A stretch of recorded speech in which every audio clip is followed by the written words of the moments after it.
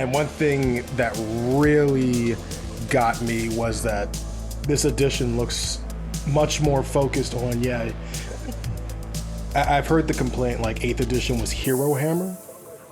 I never played 8th edition, but I heard that was a complaint that was much more about individual characters and making one model or one unit look really good and the rest are kind of just there. And this feels a lot more balanced. Yeah, it did have that problem. And the big part of that problem was putting, 2 or 3 characters in a single unit, and then, that unit already being really strong. The thing that comes to mind is Thunderwolves. Thunderwolves with like a just kitted out and a captain and 2 captains in there, let's say. It just got to be too much. But at least they're limiting, they're essentially signing battlefield roles to certain characters. Like a captain and a lieutenant can go in the same unit, as the lieutenant has a special rule saying he can join a unit that has already been joined by a captain, because it kind of makes sense. They work together. Because the lieutenant's the second hand. Yeah, and like the Necron Cryptex, they're like sort of like helpers in a way. They can join a squad that has any noble unit, which is a keyword some of the characters and like lords have. Man, and like I haven't even looked at. Oh my god, I haven't even looked at Chaos Demons. I know Glue showed us Be'lakor yesterday. He was looking nasty. I mean, demons are essentially one of my favorite armies to play, and my collection of them is very vast. So I'm happy to see big changes with how they kind of have evolved in 10th edition. They're like basic kind of rule. I believe it's called Shadow of Chaos. It is a really interesting kind of way to manipulate the battlefields. Essentially, you split the battlefield into 3 zones: your deployment zone, your opponent's deployment zone, and then the midfield, which is no man's land. And then your deployment zone is always in shadow. The no man's land is in shadow if you control at least half of the objective markers. And your opponent's is in shadow if you control half of the objective markers in your opponent's. And what it does is gives you an increase to your battle shock test, which is pretty awesome. And if you pass a battle shock test, you regain wounds. You regain D3 lost wounds. Oh my god. Which is nuts for like those big bad guys, because then they can all start, regenerating wounds. Never dies. Great Unclean One never dies. Right. And if they're a battle line unit like Bloodletters or Blue Horrors or Pink Horrors or whatever, then you can get up to D3 destroyed models instead, which is really interesting, because you could be like, take a hit, I'm below half strength, you have to do a battle shock test, which puts you above half strength, so you can kind of like get yourself out of it. And it also does the exact opposite thing to your opponents. So if they're in the Shadow of Chaos, it's subtract 1 from the test. And if they fail the test, D3 mortal wounds onto that unit. So you can have a bunch of things that force your opponent to take battle shock tests. I think the Corn Cannon, that kind of funky model, it's like sort of like a motorbike, but also a cannon. Yeah, no, it's just a single. It's like a bunch of bloodletters riding on a cannon. Oh, dear God, it's kind of silly, but I believe it forces battle shock tests. And yeah, so then the other thing is if you're in the Shadow of Chaos, you can be deep struck 6 inches away from your opponent instead of the normal 9, which means your charges are going off. Man, but before we go any further, you can tell we're really excited about this. But of course, hopefully people know me by now, Voxcaster Horus, that guy with the monotone voice who ironically makes AI voice memes who sound more realistic than I do. And I've got my co-host Ian from Hyperspace Hobbies and Level 9 Laboratory. How's it going, everybody? The only person to ever make a drop pod rap. That drop pod rap is awesome. If you guys haven't seen it, please go check it out on Hyperspace Hobbies. We're a pretty small channel, but we're trying to grow fast, so if you want to you want to like and subscribe and do all the algorithm stuff, I'd really enjoy that. But yeah, check out that drop rod wrap. It's just so stupid. I love it just because of how niche it is, because I've never used drop pods, but I've heard the legends of people who have, and it's like, oh yeah, this sounds about right. Yeah, we had between myself and a friend, and actually 2 friends, we had 22 drop pods, and we figured out that we could make a list. This is before they put some restrictions in, but we could have made a list that was like 21 drop pods. The most you could do right now in current 9th was 14, and I actually made a list. So that the drop pod wrap is it's about 14 drop pods. It can work. I mean, it's going to be garbage. You're going to get ruined, but it's fun. Yeah, I see drop pods are in 10th edition, toughness 7. 8 wounds. God. Yeah, they're not too bad. I mean, they're doing the typical drop pod thing, but they can take Primaris. So they can't. Oh, so I need drop pods now. Fantastic. No more discrimination. Well, I've got too many. Maybe I'll just mail you one. Oh, please do. Because look at this, storm bolters. Pardon? It comes with storm bolters and what's this, Deathwind launchers? Oh my God. Yeah, you can give it a Deathwind launcher. Usually, just leaving it with storm bolter is the better kind of option. But I've already been thinking, like, I'm not sure if you've recalled from the Leviathan box set. There's like essentially a squad of flamethrower Marines. Oh, the Inferno Squad. Yeah, they can go in a drop pod. Oh yes. So you could first turn just nuke something essentially with, the Oaths of Moments reroll hits and wounds like that. That unit is gonna fry. Oh my God, yes. And it's funny because the Inferno Squad, I believe their weapons, the Pyroblasters, were specifically Black Templar in 9th edition. So now everybody gets it. I think that's kind of funny, but I think maybe Black Templar fans might be a little upset. But y'all can't complain. They took away 1 through 3 wounds automatically fail for Deathwing, so I coped pretty well. Yeah, and as a Space Wolf player, I'm still not loving the rules that they've released. The Saga kind of rules. It's just, I kind of am running through all the numbers in my head, and I can't seem to find a way to make it work without being incredibly lucky.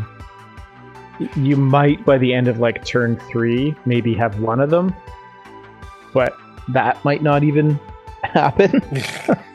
When you compare like the potential to getting some decent buffs, or just going with Blood Angels and like always having strength and attack on the charge, why not choose the thing that is a for sure? When you're choosing a chapter now.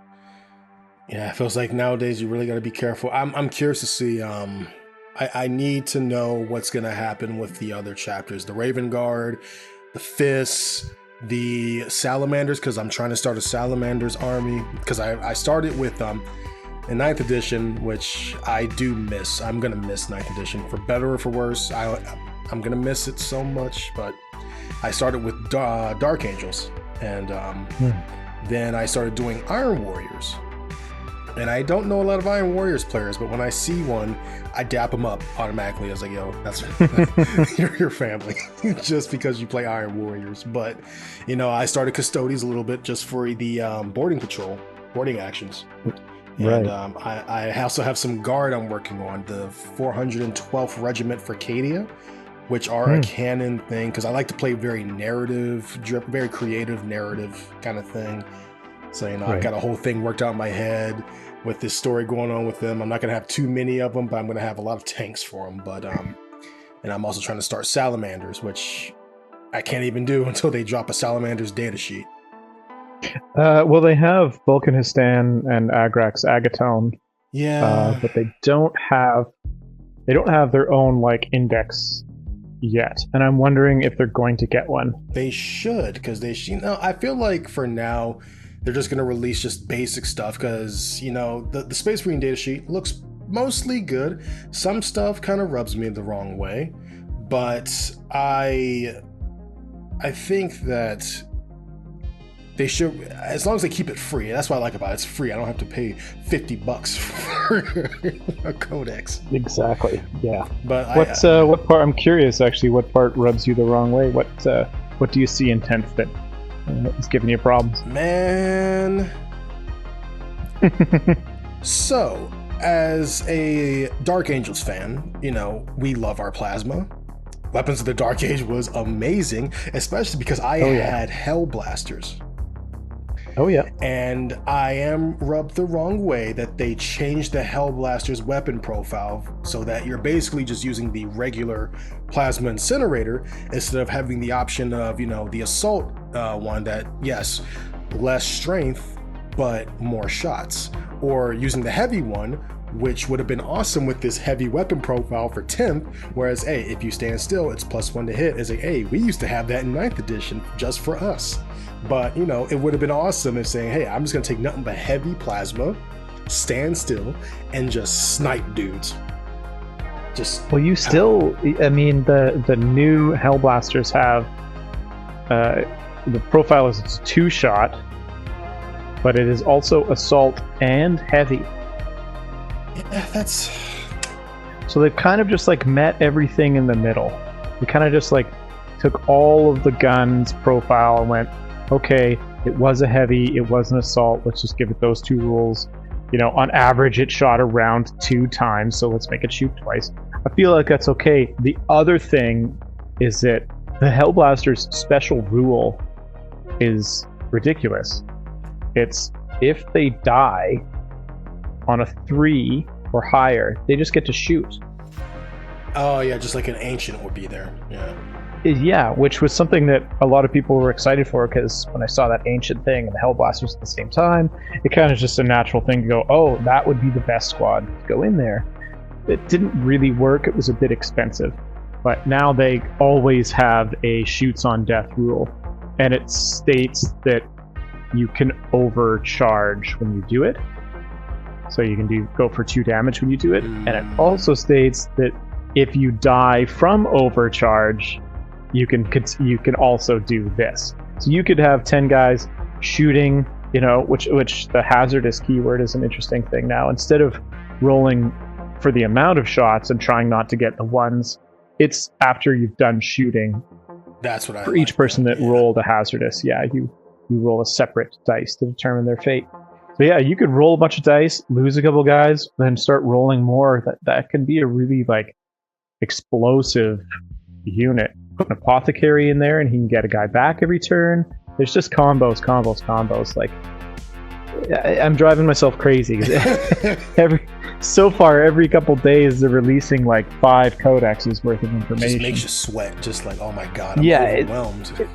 It's so much. It's so much. They better have too much than too little. Yes, and good on them for doing it. I do like, though, a small change to all plasma weaponry is the AP. Very interesting, because now when you supercharge it, you get that +1 AP, which is, in terms of the lore, that of course makes a lot of sense. Everything just goes up for it, which I thought was a cool change. I do... One thing is that the main reason I was upset with a lot of weapon profile changes is just because in terms of being creative, it kind of just for when you're building your models, say, I remember we discussed this where power sword, power axe, no longer different. They're all just power weapons. I do kind of miss in 9th edition where you would have to strategize in your mind as you're building, deciding whether or not you want to take a power sword or a power axe, but then also it can play into that creative side where you're, at least for me, because, I like to come up with the stories in my head with all my models and say, why does he have an axe? Why does he use a sword? Why does he use a thunder hammer instead of a power fist or something like that?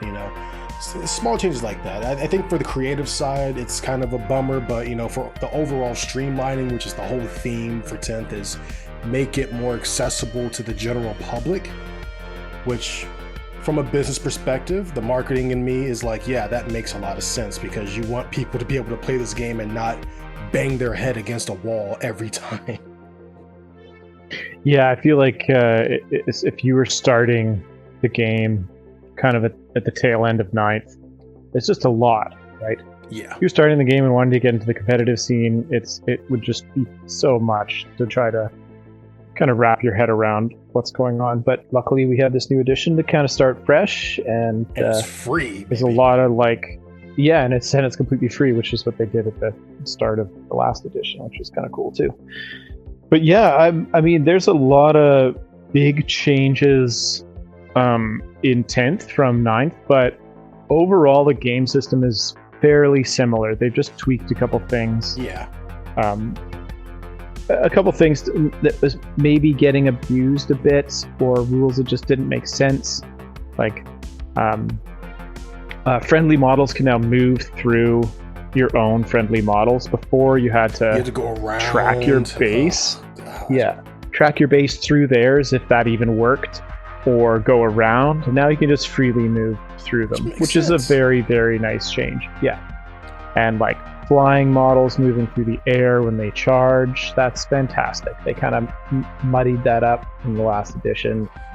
Yeah, that was... man, because 9th edition, starting in 9th, I was just like, man, I got so confused because of small little rules, and it's like, okay, I can see one of his models, but the rest are behind the building. Do I just shoot him, or can I see them all? And I just go through the dang core rule book, which weighed like 10 pounds, and then say, okay, what page is this going to be on? I can't find anything, and now it's like, oh, free PDF. Also, we're changing that now, so everything's good, everything's Gucci. It's all. Yeah, they did a good job of fixing a lot of that stuff. Like another colossal change is that a monster or a vehicle that's in combat can be shot. So if the Carnifex is attacking your Rhino, it's not like hidden. You can't, as a monster or a vehicle, like combat is not a safe zone for you anymore. A lot of the times it was like, okay, I made it into combat. Hopefully, at least you're punishing that unit by forcing them to fall back. But now it's just like, yep, if the monster's in combat, you just shoot at it with a -1 unless you're shooting a pistol. And it's much more lore accurate, because it's like, oh, Carnifex, that thing is gigantic. It's fighting a squad of Terminators. It's not like the Terminators are blocking its wings from being seen. You can just shoot it, or right. It's like a lot of the changes are looking really good. I'm actually really excited. I hope that the enhancements, right? The enhancements, some are pretty good, some are okay. I do kind of miss relics, like each faction having like that long list of relics, but I hope maybe we'll get that later on. I assume when they drop the first codexes, there'll be more information, and that's kind of what they did before, and it was good, but it was also a bit of a shame because the first codexes that dropped were so wildly overpowered. Because they had a whole codex and like a ton of stratagems and whatnot. But I'm really hoping that they release the codex and it still works with the indexes. It's not just a clear and blatant power up for that. Yes, because honestly, 9th edition, my best memory is playing my Dark Angels captain. Man, that was my favorite model, dude, because I played him dirty, like strictly melee, get up in your grill, wipe out your unit, because I gave him the Deathwing keyword, so 1 through 3 wound rolls automatically just ignores that. Also, he was in Gravis armor, so toughness 5, and I remember I would pair him up with my librarian and make him my chief librarian, so give him those extra spells to add to his attacks, his strength, his defense, and saving in melee. And I remember I used to give him the Heavenfall Blade, get those extra 2 attacks, those extra 2 strength points, man, AP -4, damage 2, and every time I would just let him charge into like the most bulwark enemies. Like I remember I told him about my friend plays Death Guard, and I would just send my captain in. It's like, he may die, but he's taking you with him. Like, he would charge in, give him Imperium Sword, Son of the Lion stratagems. He's basically swinging strength 10, 9 attacks, AP -4, damage 2 each, re-rolling because of the librarian. Like, I played them dirty. So now I'm gonna have to start playing fair now. This is a crap. Yeah, I recall my double warlord trait, Teeth of Terra, White Scars biker captain, and he would just have like 12 attacks, and on the third turn they'd get the +1 to damage rolls and +1 to AP. So the Teeth of Terra is throwing damage 3. It's just with like 12. I think it was 12 attacks. I think it's what he had. He on average had like somewhere in the 10 to 12 range. Because it was +1 attack, +1 strength, and then plus D3 attacks on the charge, and then the Teeth of Terra gave him +3 attacks. And I think he had 4 to begin with, 5 to begin with. Yeah, am I missing something? I might be missing something. I forget. Is Teeth of Terra... I know Teeth of Terra is a relic chainsword. I thought it belonged to Rogel Dorn. Or maybe it's like a replica. I have no idea. But I do remember hearing that Rogel Dorn used to use the Teeth of Terra. So that's probably why it's so goddamn scary. Well, we're talking about some guys that are really want to get into combat, but there's some huge changes to the charge phase. The typical choosing a target that's 12 inches away and rolling 2d6 to try to get to them, that's all the same normal thing. Cannot move within engagement range of any other unit that wasn't declared part of that charge. But the big thing is you must move into base-to-base contact with the enemy if possible. So I don't know if you remember a lot of this happening, but a lot of the times my opponent would, or I would, tactically try to wheel my way around the unit, which you could still sort of do now, but you're locked essentially after the first charge. Because if you are making a charge, you're probably getting into base-to-base contact with an enemy model, which means you're no longer moving around. Right. So it kind of keeps it a little bit more static, instead of that, like, consolidate. Oh, I'm technically not basing you. I'll consolidate around, and then you kind of get onto an objective or touch another unit or a tank or whatever. So that, I think, is a good rule. It might be difficult. There's going to be people that are going to have a hard time, I think, with that one. But engagement range is a little different because you have to be in base-to-base contact with one of your models that is in base-to-base with the enemy. So it used to be your guys had a little like ring around. You could kind of like get some distance from your guys that are in combat. Now you have to be touching base with your other units that are in combat. So like that big 20-man squad of orc boys, it's not going to get... Every guy is not going to be able to get in there. Yeah. Which is too bad, but I don't care. I just want to see orcs on the big mobs of orcs on the table. See the boys. Yeah, and then the other part, just to finish this up, is the consolidation, which you can only consolidate 3 inches under 2 conditions. The first condition is if you can make it within engagement range of an opponent's unit, or you can move onto an objective marker that you weren't in contact with. So, well, maybe not weren't in contact with, but you can consolidate onto objectives, or you can consolidate into combat. But if you don't have objectives, or you don't have combat to get to, you stand there. You just stand completely still. I actually like this, because there was lots of problems in the game with guys like me talking about this wheeling around, and then all of a sudden this unit just gets a huge boost to its movement because of consolidating a couple times and then finishing up the combat and consolidating again, and like pile-ins and all the rest of that. And all of a sudden the unit just leapfrogged across the battlefield, and in a lot of circumstances move faster than they actually would move, which doesn't make a lot of sense. But now it's, if you can't consolidate into or onto a unit or an objective, you just stay still. I'm okay with that. Yeah, that's not bad. One quick detour. This is a lore question. Okay. 10th edition. You think Jagatai Khan's the next one? Ooh. People are saying Russ. I don't buy it. I don't buy it. I don't know. That would be really cool. Would he? Yeah, I don't know. I think it's going to be a while till we see another Primarch. I think it's probably going to be like a couple years. It'll be like the end of 10th. Yeah, unless they do like Fulgrim or something. Now, I know Fulgrim's definitely going to have to be the next one. 11th edition will probably be Dorn and Perturabo. But,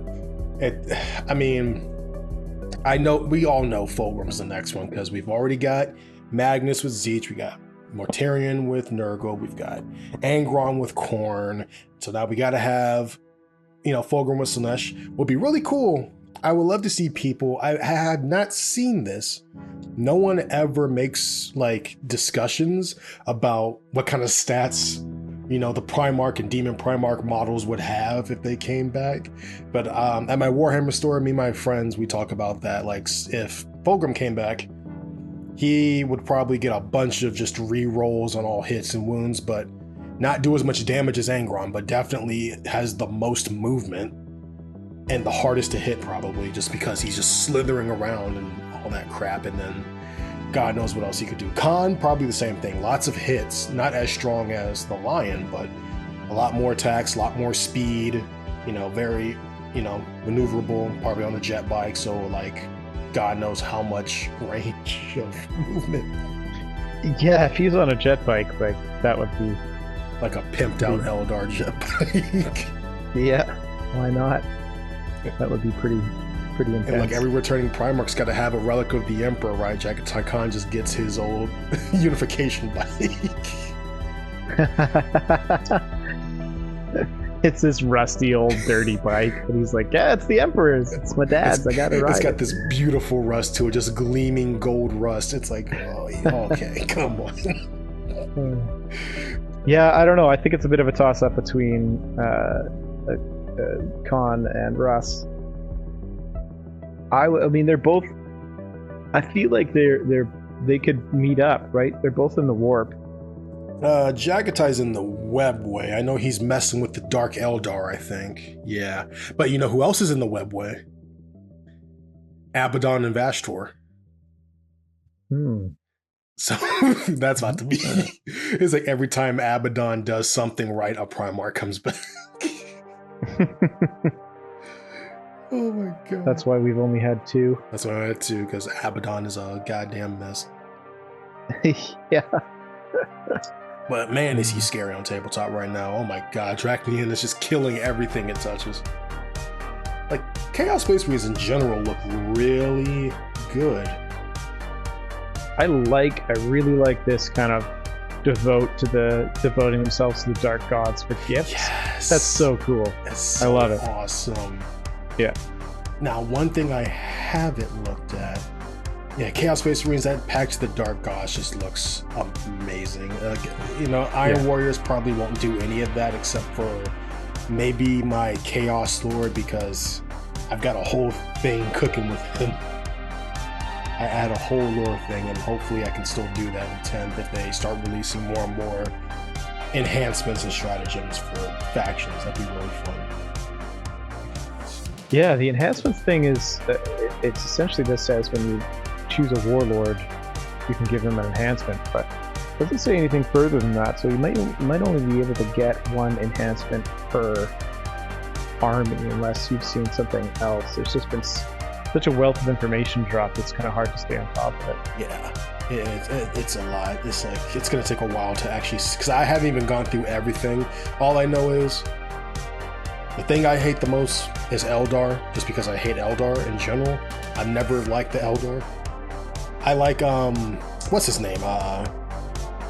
Yulfrane, or I think that's his name, Yulfrane, the one who went to Fulgrim and said, hey, your brother Horse is going to turn traitor, and Fulgrim lost and shit.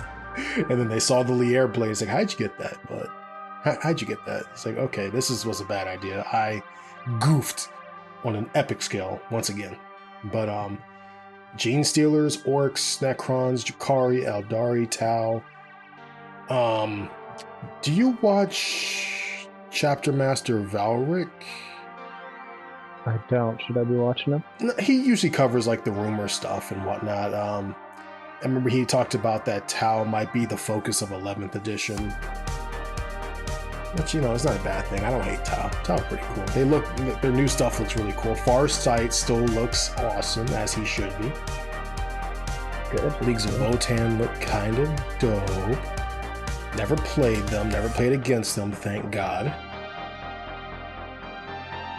Oh God, yeah. The in here champion for the Leagues of Votann. Toughness 6, save 2, leadership 7+. He has a combi bolter with 4 shots. Oh my God. Combi bolters are kind of interesting. The devastating wounds and infantry 4 up. It's a pretty nasty combo.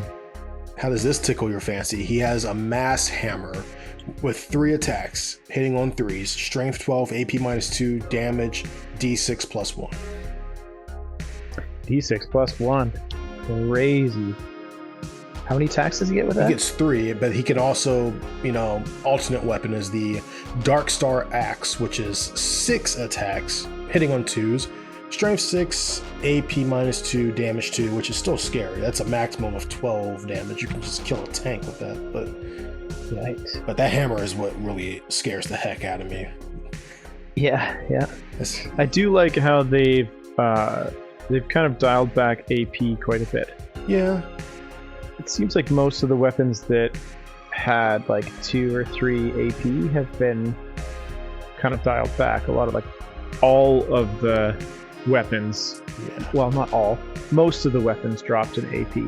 Yeah. Which is kind of nice because you'll have more toys on the table because your stuff won't get instantly obliterated. Yes. And it seems like the game is so much more about objective controls, which is a really important part of the game.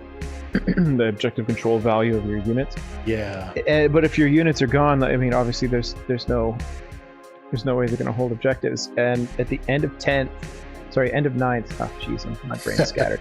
At the end of 9th, getting tabled or tabling your opponent was a fairly common thing around where I am, which, I mean, a lot of the guys in my area, they go pretty hard, but I'm hoping that'll be less common, which it adds more strategy to the game if you've got the models on the table.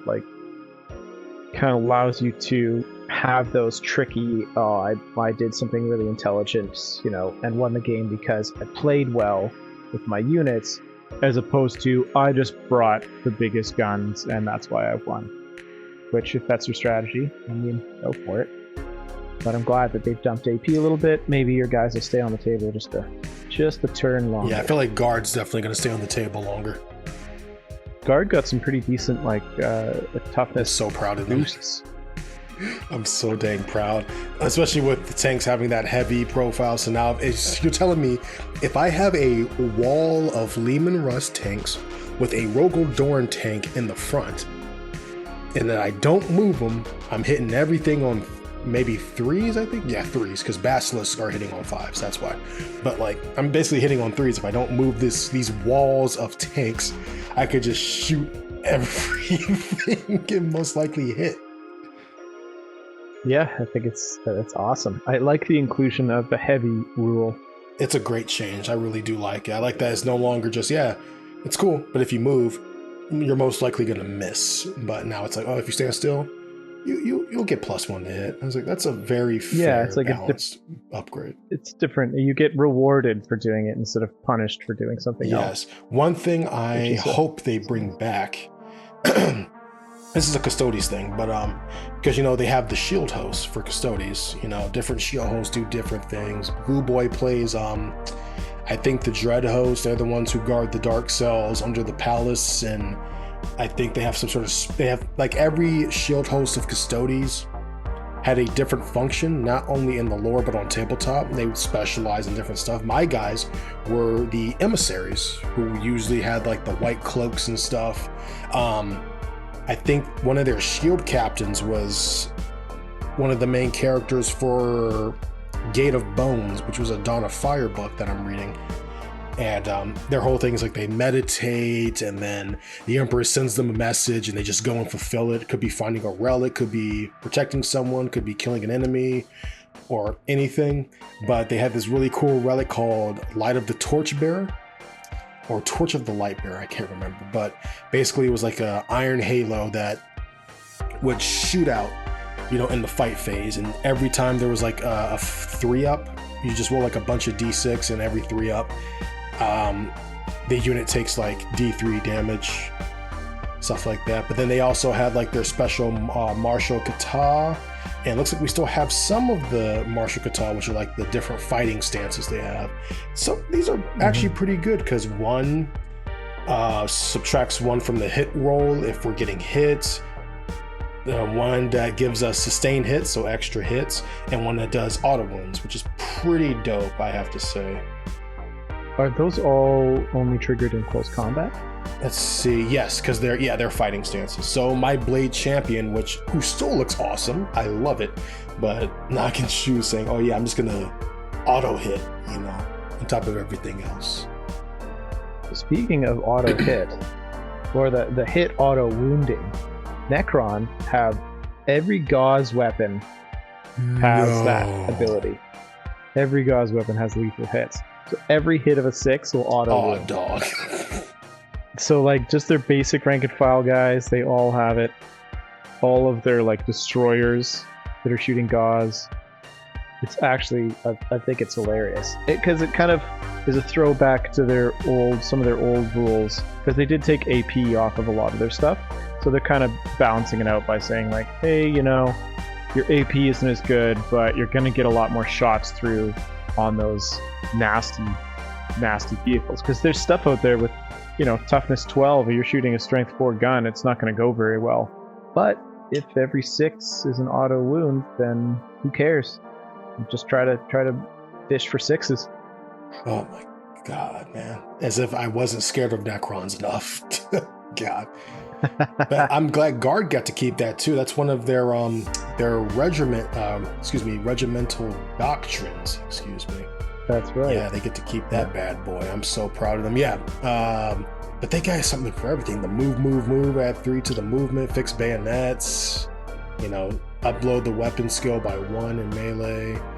First rank fire, second rank fire. I know the Lambda Lions and a lot of the Armageddon Steel Legion can already do that in 9th edition, where they can increase the attacks of rapid fire by 1, which is, sheesh. Yeah, that's very cool. But let's take cover, add 1 to the save, which is great. Duty and honor. Is take cover, does it just say add 1 to the save? Add 1 to the save, but it can improve a model save to better than 3. I mean, if you're in cover and you use that, you're basically 3. You're going to be doing pretty good. Yeah. But man, I do kind of miss the mechanical pack rat for tanks. That was always cool. It's just like, yeah, 1 through 3 don't hurt the tank. And it's like, well, I'm staying away from that Bane Blade. I played in a tournament where a guy brought 4 Bane Blades. Oh, why?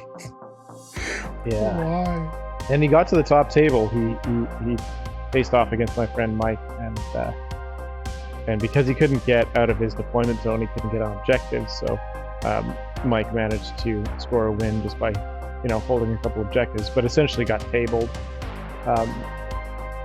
But because they couldn't, you know, they got boxed in.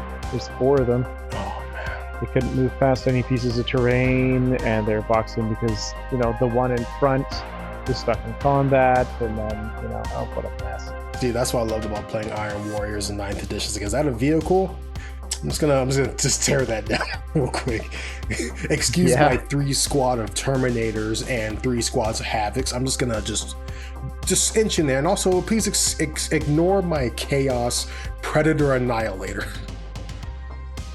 Yeah, hey, the Predators look actually really interesting. Yes. I like how they've separated the 2. There's one that's essentially just a tank hunter, and the other one's like an anti-infantry killer. And they actually like get a bonus if it shoots at infantry. Ooh. and the other one gets a bonus if it shoots at monsters. I believe it's like it rerolls wounds or something if it's shooting at monsters. And the other one gives all of the weapons like an additional sustained hits or AP. I can't remember. There's so many rules now, but take a look at them, because they've done this for a lot of the models that were sort of similar to each other, and essentially what they've done is given them vastly different rules.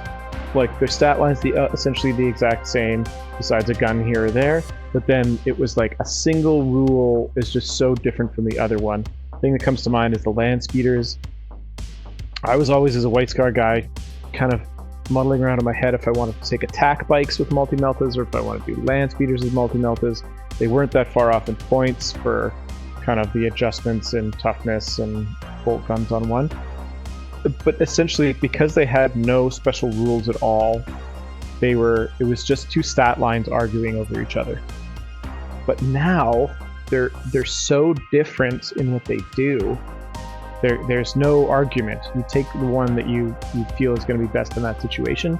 It's no longer like bickering over how many points you think the extra wounds on the speeder is going to be. It's like that the special rule on it is so different, you can't compare the two. And that's what I like about this new edition. In a nutshell, is that the models not only feel more unique because of the special rules that they have, like a tactical marine and an intercessor, they're quite different, as opposed to before being pretty much the same. I mean, more AP on the intercessor and more attacks, but stat line mostly the same. Yeah, now it feels like they're kind of playing into the fluff of a lot of units as well. And that's what I like. It's like, really remind people, hey, what makes these units a cohesive army, no longer focusing on one unit. You got to make the whole army work. Yeah, and the fluff, like the rules that they get is usually a demonstration of like the fluff that they have, like Space Marine Terminators, the kind of Stormbolter Terminators. They don't suffer any negatives to shooting. Yes. It's like, yeah, these guys have been around. The veterans, yeah. they know the tricks. Like, you're not going to hide in the shadows from these guys. I know. Or yeah, of course, yeah. Or like Plague Bearers, they have sticky objectives. They're like, of course they would. They're like barfing slime and like Nurgle contagion all over everything all the time. They get next to an objective, it becomes a sticky objective. That's absolutely right. Or, man, like Blood Angels, like you said earlier, this is those extra strength, extra attacks. Like, yeah, they're freaking Blood Angels, dog. Yeah. And like freaking, man, Dark Angels. Usually Battle Shock say, oh, no. We still got objectives capture. We're good. Yeah. That is huge. Like, I feel like a lot of people, I heard a couple of people kind of gripe about it, like, oh, it's not that great. Without playing a bunch of games, we really won't know, but I have a feeling that will be really, really big. Even if you're Battle Shocked having OC1, that's massive. That could win you the game, essentially, just by holding an objective and denying your opponent. Yeah. Now, if only we could get a good Dark Angels book that isn't about Lionel Johnson. Jesus. Yeah, well, with the new model, I'm not sure. Man, that's what I'm most excited for. He's finally got his 3-up invuln save. Finally. He has a 3-up invuln. That was my biggest complaint. And it's such a small thing if, like, people who don't play Dark Angels, even though a lot of them do now just because the Lion is back, but the fact that now, yeah, he has the Emperor's Shield. Being able to, know you and attack, saying, oh, you hit me while I hit you back, it's like, that's cool. It's still the Emperor's Shield. It should be just ignoring a lot of damage. Yeah. I mean, 3-up save, that's... I've looked across all the data sheets that I've seen, and I haven't seen a 3-up save besides the Lion. Gilliman's is... maybe they changed it. I'm not sure. No, I think Gilliman's is a 4, because he gets back... Yeah, he can get resurrected. He comes back to life. Yeah, but I mean, I can't... I've been scouring nothing but indexes for the last couple days. I haven't seen anything that's gotten an actual invulnerable save of 3. I think the Demon Prince can get there once a game. Yeah. And I think maybe Be'lakor maybe can. Manius Calgar can do it once a game. as like a special once a battle thing? I don't think so. I've got his. I don't know. Close that now. No, I don't think he can. I know that Demon Princes can like increase their armor save by one once a game, which puts their 4-up invuln to a 3, which is pretty nasty. The rank and file walking Demon Prince has stealth, an aura of stealth, so other units around it are -1 to be shot at. Oh crap, I'm reading Lionel Johnson. Man, that Primarch of the First Legion, that no hiding from the Watchers. Every unit, while a friendly unit is within 6 inches, 4-up, feel no pain against mortal wounds. That is awesome. That's scary. And that Martial Exemplar +1 to hit. Oh my god. With the amount of like mortal wound shenanigans you can actually do, it's pretty. That's gonna pay off big time. Like we were kind of talking before we started the podcast that not Death Watch. What is it? They can do like 44 mortal wounds or something. Yeah. It's like one stratagem, and they can do two units shoot in tandem, and they can do somewhere around 44 mortal wounds. It's obviously a mistake, but yeah, at least Death Watch is getting some attention. Yeah, so the Death Watch Proteus kill team, 7 veterans with combi weapons, and then you can also have 3 Terminators with assault cannons in that unit. You would have 2 units of that. You would pay 1 CP for Hellfire rounds, which is choose 2 units, and then till the end of the phase they have anti-infantry 2+. So the assault cannons have devastating wounds, and all of the combi weapons have devastating wounds. So anti-infantry 2+ means if it wounds on a 2, it becomes a critical. The critical triggers devastating wounds, and each unit is just throwing out a ton of mortal wounds at infantry. Just a big problem. But they've already errated that. See, I hope they can stay on top of these things, because as players kind of sink their teeth into these indexes, we're going to be digging through some dirt, and we're going to find some stuff that Games Workshop missed. There's already a couple things in the Eldar category that look a little bit too I just good. hate them automatically, so anything about the Eldar I'm going to be against. Yeah, man, I've never paid too much attention to Death Watch. I should, because there was a Death Watch comic book, and I forget who did it. I can't remember if it was Boom Studio or if it was Dark Horse, but they also did like a Dark Angels kind of mini series. But the Death Watch, they deserve a lot more love. What I'm really hoping for from 10th edition, because as much as I love the tabletop, I've always preferred the lore more, and I hope that with 10th edition, not only does the hobby get more popular, especially once, Henry Cavill and Amazon can get the Warhammer projects going, but also I hope the more popular, the tabletop gets, and the more people play certain factions that don't, have not really been at the forefront. Like Grey Knights haven't really been a forefront. I've only played against the Grey Knights maybe once or twice ever, and I've never played against the Death Watch. See, that's my friend plays Grey Knights. They're like one of his main armies, so I play them all the time. And they did have a really good box set release with Thousand Sun. So yeah, I think it's just about like what region you're kind of in. If there's some, like we have not so many Space Marine players out here. We've got a lot of like Grey Knights and Orcs and whatnot. Yeah, we have a pretty good variety out here. Whenever you go to a big tournament, you're probably going to face off against Eldar, Orcs, Space Marines, probably Chaos of sorts.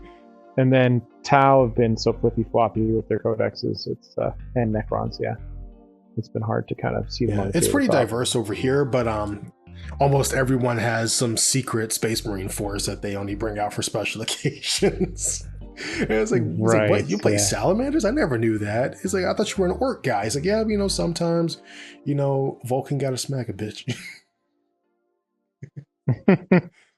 And Vulcan definitely will. His rules are awesome. Man, I gotta play Horse Heresy. I actually have the Traitor Astartes and the Loyalist Astartes codexes.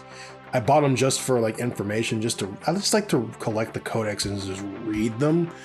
But like, I want to learn to play Horus Heresy because dang, Vulcan, Lionel, and Perturabo look scary.